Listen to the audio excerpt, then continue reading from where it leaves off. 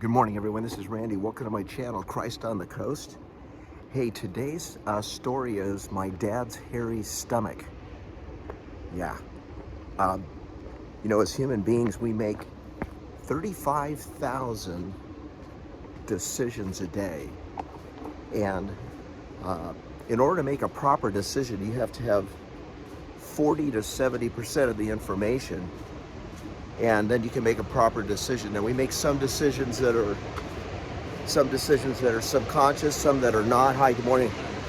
And I have a I have a story about my dad where he made a proper decision in my case about a test I took in 8th grade that I flunked. It was the Constitution test, and it was a mandatory test that all 8th graders had to take.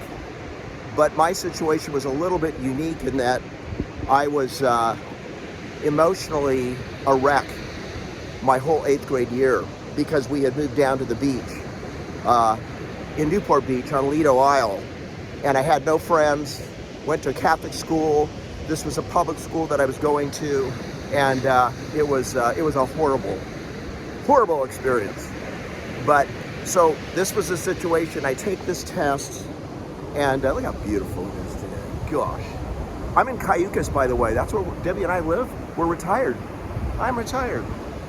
And yeah, so we live in this beautiful town, about 2,500 people. It's so good, so cool. Just down the street.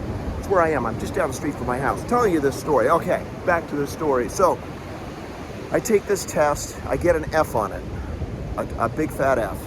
And I take it home to have my parents sign it, and I'm emotionally distraught. I'm bummed out. My dad decides that I need a vacation because he knew all about my emotional problems all the way through the year. Every day that I would get home from school, he would just hug me, and every single day I would just bury my head in his hairy stomach because he would read books on the beach in the afternoon across the street from our house, and he would smell like Coppertone, and that's how he would just comfort me. And so I look forward to that every day because my mom would give me Rolaids for lunch. Oh, pitiful. This whole thing is a pitiful sight. I would hide in the bathrooms, and anyway, I was an emotional mess, and my dad had mercy on me. He gave me grace and mercy. And he took me on a vacation, pulled my brother Stephen and I out of school for about 4 days, and we went and looked at some land that he had bought in Fallon, Nevada. And we had the time of our lives because my dad, he made the decision that I was not, in my right mind because of my emotional hardships that I had that year. I did not have any friends at all, and he just took that into consideration. It's not unlike our God, our creator God who made that ocean that's behind me. He loves us, and he wants a relationship with us. He created us because he didn't need us, but he wanted a relationship with us. My parents, they created all of us. Well, God created all of us through my parents, but we had 10 kids in our family. And when people would ask my parents, why did you get 10 kids? They said, because we love kids. Well, God created human beings because he loves human beings. But the big difference with, how God created us is that he did not force us to love him back. He loved us so much that he gave us the freedom to choose or not to choose to love him.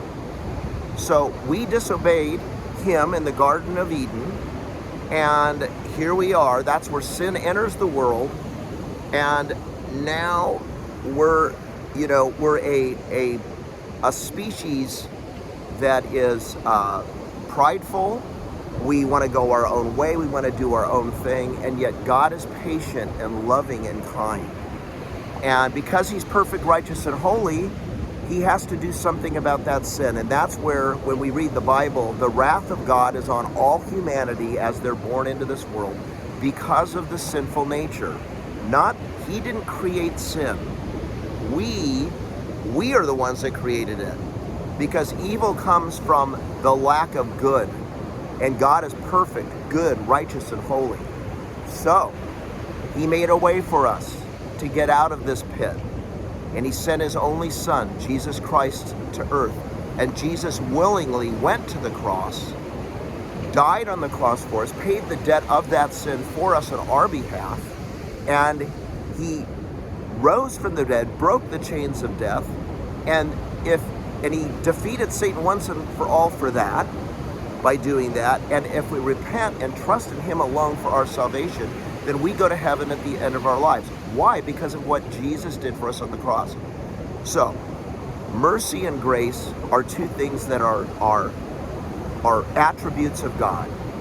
That is who God is. He's love. And so, but he has to do something with the sinful nature of man, because he's perfect, righteous, and holy. So that's why Jesus took the debt for us. Okay. Now, it was one thing to flunk that test.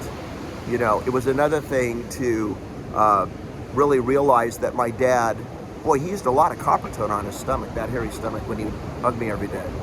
So that's my story today, you guys. Think about the creation that's behind me. Think about the fact that the water's edge comes right up to the shoreline. It doesn't go any further because it was created by God. It's a beautiful thing. Worthy is your name, Jesus. You deserve the praise. Worthy is your name. Worthy is your name, Jesus. You deserve the praise.